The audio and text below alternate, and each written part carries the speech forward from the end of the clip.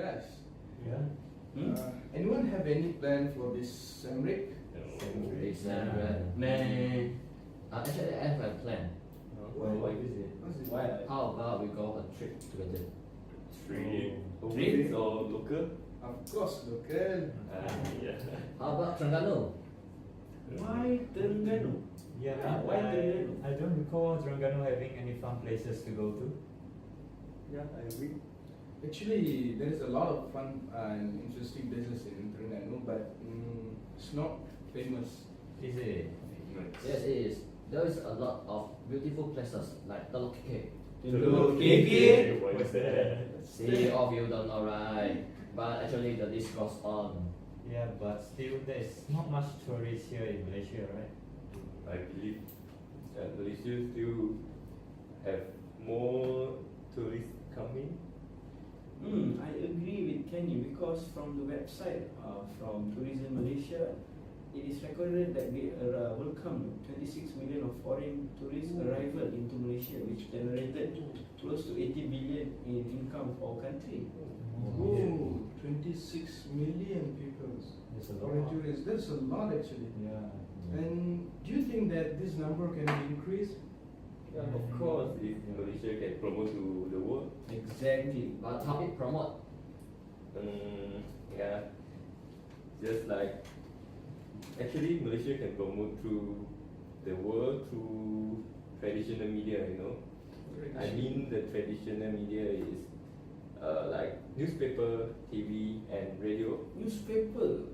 Yeah, just like TV. Nowadays, in this era, almost every family has a TV, right?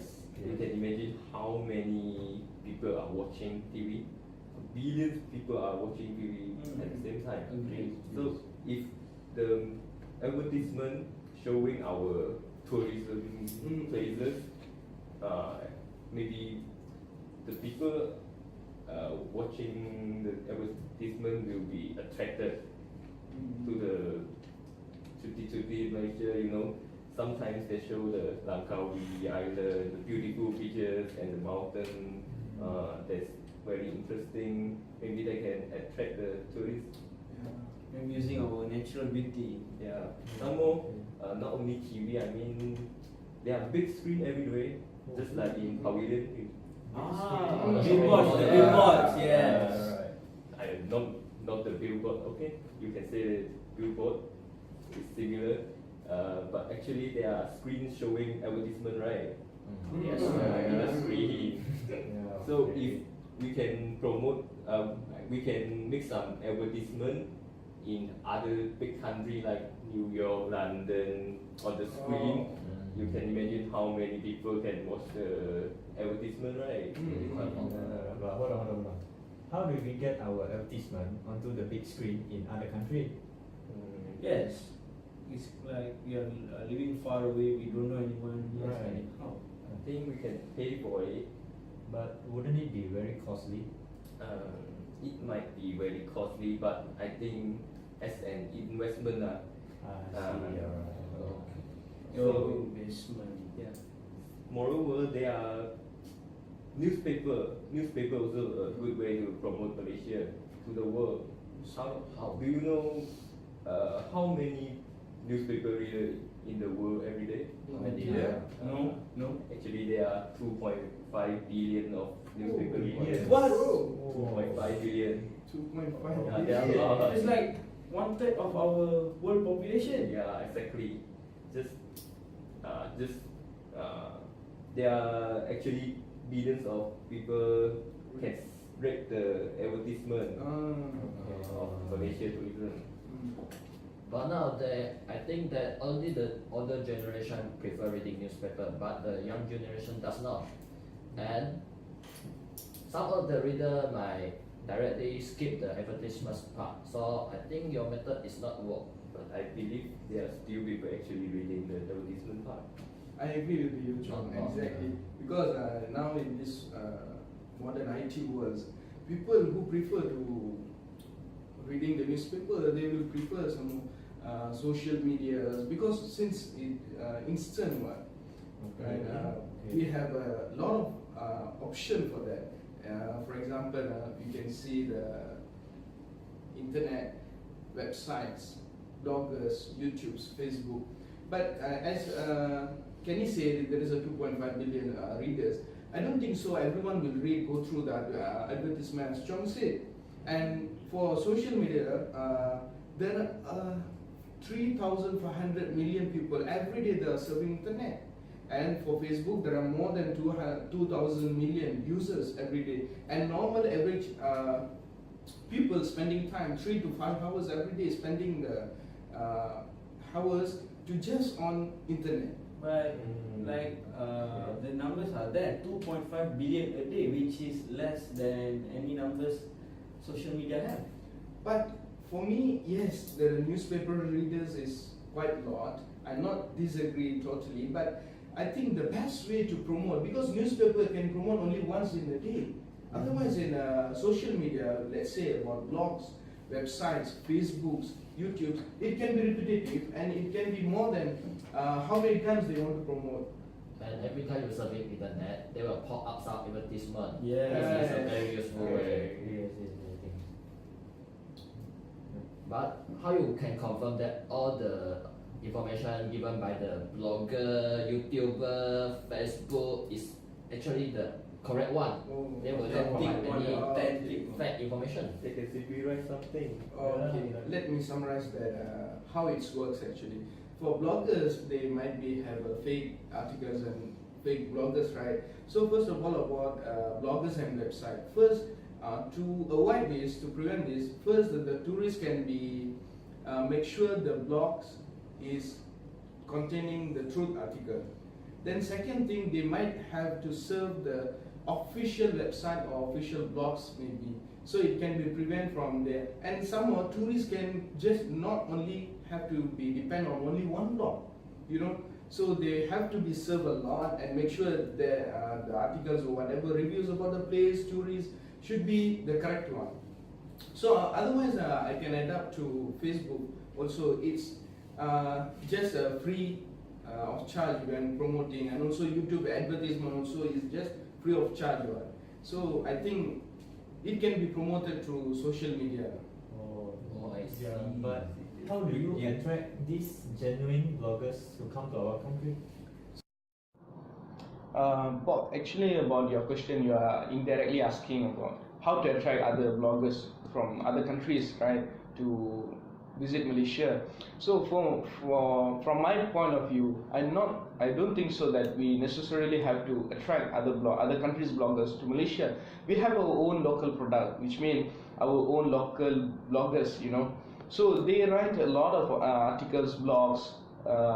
Internationally, it reach worldwide. So I don't think so we necessarily have to attract others. Somehow, if our promotion and the way we promote can reach worldwide, the tourism of Malaysia, I don't think so we necessarily need the other countries' bloggers' help, you know. Okay. You get the point? I see.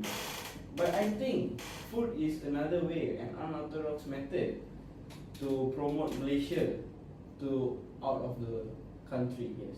Food? Promote Malaysia? How? Oh, is it? Yes, exactly how, right? As we know, we have a lot of races residing in Malaysia. Okay. We are multicultural country. Okay. So each of these races and each of these cultures have their kind of dishes. And usually our cooking are very flavorful. We Okay. combine a lot of spices and cook it in indigenous ways. So why not we bring this and promote the foods to the foreigners? We might as well do it like a mini food festival or big blown up food festival to promote our dishes, and in the along the way we can also promote Malaysia's diversity in culture. Yeah. Yes. See, so like people will come to they will be inclined to come to Malaysia just for the sake of seeing our uniqueness. So it can increase tourism too. Right. Yes, like I can give an example of a food which already become a hit, which we would know, the 3 ringgit burger. Ramly Burger. Ramly. Ramly Burger. Oh, delicious that one. We only buy it for 3 ringgit. That is our. Yes. Yeah, Everyone's supper. Yeah, everyone's supper. If you ask Ramly Burger, everyone knows, right? Yeah. So that is an example of how it become a hit in New York. So Food Expo, I think, is the way we can use to showcase our food. Like again, right?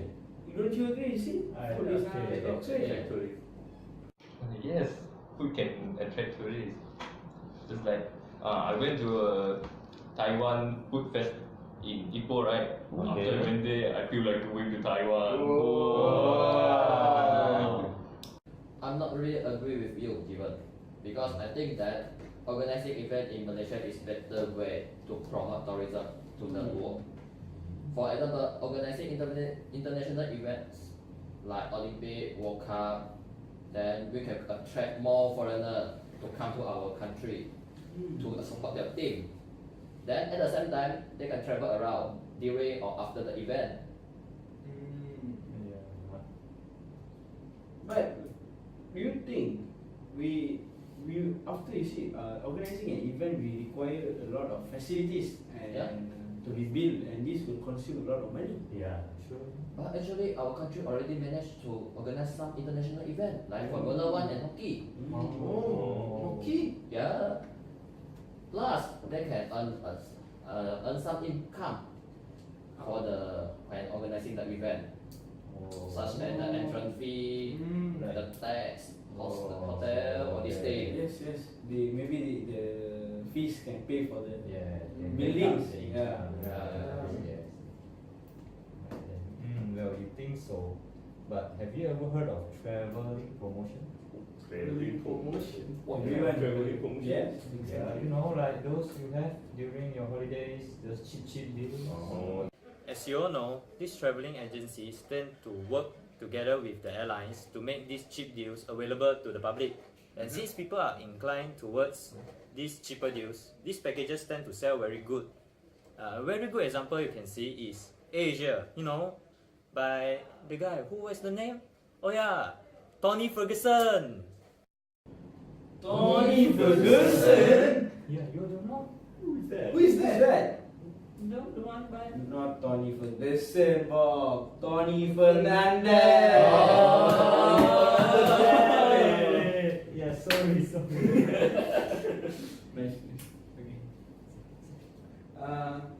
Okay, it's a nice example, but what I know about AirAsia is that AirAsia is mainly caters for Asia and have very few routes from Europe, Africa, and America. Well, that can be done. You see, that's how they do it. They just collaborate between the airlines and the traveling agency. They work like, a good example you can see is that, let's say if you want to go from here to London, you cannot take direct flight, right? Because they don't fly that far, alright? How they do it is like, one airline, let's say our Asia, you fly you towards one place, and then from that place you transit to your destination. So it will be like this business for two sides. It's a win-win situation, right? Yes. I agree. I see. But actually, I got an idea. Your promotion plus my sporting event. Oh, We can do can be done. two promotions and the event that can attract more tourists. Yeah. Food too. Food? No. Right.